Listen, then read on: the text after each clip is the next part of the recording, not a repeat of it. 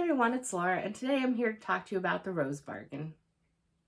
So I've seen this covered by quite a few people, and overall a lot of people seem to be enjoying it, and it intrigued me, but not enough where I felt confident wanting to buy a copy. So I put in a hold for it on Libby ages ago, and it finally came up, and I got a chance to listen to it. And I was a little upset as I got further into the book, and I realized that this is gonna be hard to wrap this all up in one book. And sure enough, as we get to the end of the book, nope, it's the start of a series. There's gonna be more. Yep, great. Okay, great. So I unknowingly started a series, and I don't even know how many there are, if it's supposed to be a duology or a trilogy or even more. Hopefully not more, because I am intrigued enough where I will want to continue. I don't think I want to buy a copy, but I am intrigued enough to continue. So this is a story about Ivy Benton, and at the start of the book, her older sister Lydia has been missing for a bit, and they don't know where she is, what happened. So Ivy is sneaking out of their house to try and find her, and is unsuccessful. But after this time that we're there with her searching for her sister, when she gets home soon after, there's a knock at the door and her sister's there, and she seems almost traumatized because she's kind of bedraggled, and she's not really talking about where she was or what happened to her or anything like that. And unfortunately for their family, this seems to have brought a lot of shame and disrepute on their family, and society basically thinks that Lydia ran away with the lover and was spurned by them. So she's thus a loose and ruined woman, and so she's brought disgrace on their family. So Ivy, who is supposed to be making her grand debut into society this season, is basically shunned by everyone in their former circle, but their family is not doing too well, and her mom is really hoping that Ivy will be able to make an advantageous marriage and thus save their family and potentially their place in society. And unfortunately, the disgrace has also affected people willing to work with their father and his business. So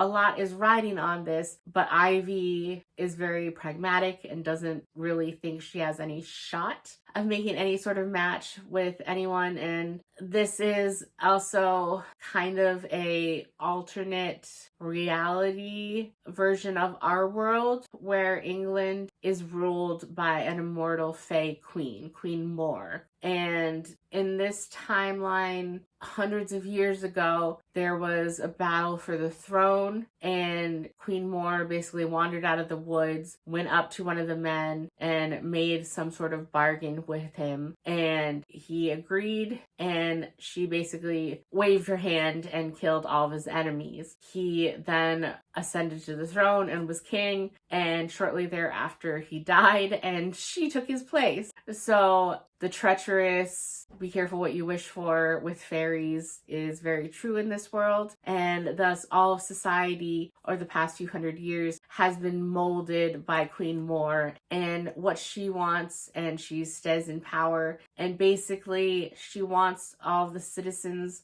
under her thumb, so they have to come and make a bargain with her. And for the females, when they debut into society, when they turn, I think it's when they turn 16 or 18, they're given a ceremony where they're all come in, and one by one you make a bargain with her, then you have your party in society. And the men in the society can basically make a bargain with her whenever they want. And it's very bizarre and brutal what the deals are. So some people, like Ivy's mother, she thought it was very important in her season to know all of the people that she'd be meeting, so she wanted a great memory, and so she's never able to forget anything now, and she lost part of her finger. I think it was just the last knuckle of one of her fingers up to the tip. And then a lot of the girls bargain to increase their attractiveness and fix teeth or have their hair look more lustrous and vibrant, that type of thing. And they have bizarre payments. Sometimes people lose toes, or one girl lost all of her fingernails. Another girl can't turn left anymore, which kind of is used as comedic fodder later in the book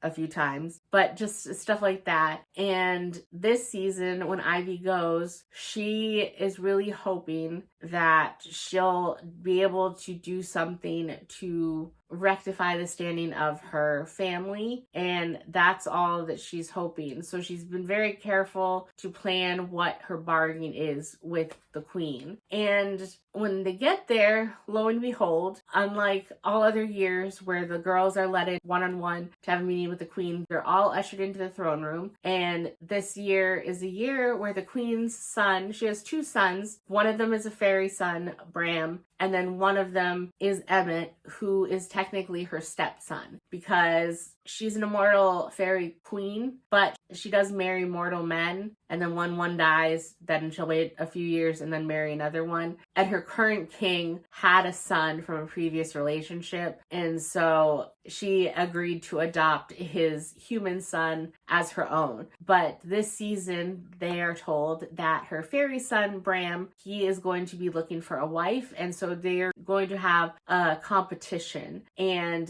I've seen this book compared to the Selection series, and this is where that plot really comes in. And I won't lie, in my day, I liked the Selection, and only now looking back do I see some of the problematic issues. I never liked Aspen in that series. I hated the love triangle aspect.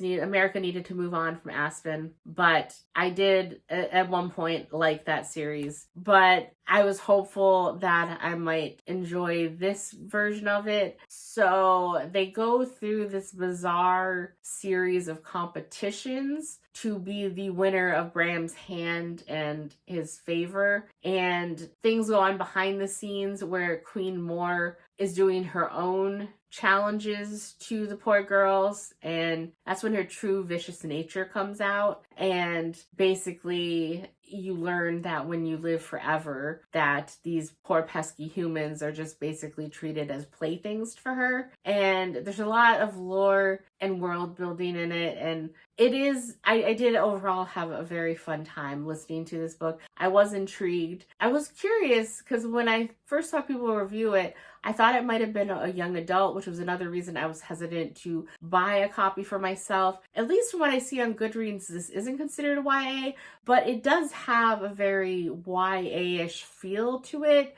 There are certain things that happen in this book that did not surprise me. I saw them coming. It didn't really bother me per se when I was able to call something correctly, but it wasn't fully unique and original, at least in my opinion. But I do like things set in this era this was, but it's basically like a lot of media in that time period, and I do like tales with fae that are brutal and cruel, and where people have to kind of outsmart them, because that's the thing is with all these bargains, you have to be very careful with your wording of things. So I was unpleasantly surprised to find out that this was the start of a series, and that there was a definitive end to this book, but there was also the opening for where this series is going, and I am definitely curious to see. So like I said, I will definitely, whenever a sequel comes out, I will be more than happy to give that audiobook a listen, and I will cross my fingers that this is no more than a trilogy, and if I'm lucky, a duology, but we'll see. But ultimately, I gave this a 4.25. So that's all I have to say for this book, and I will see you in the next video. Bye.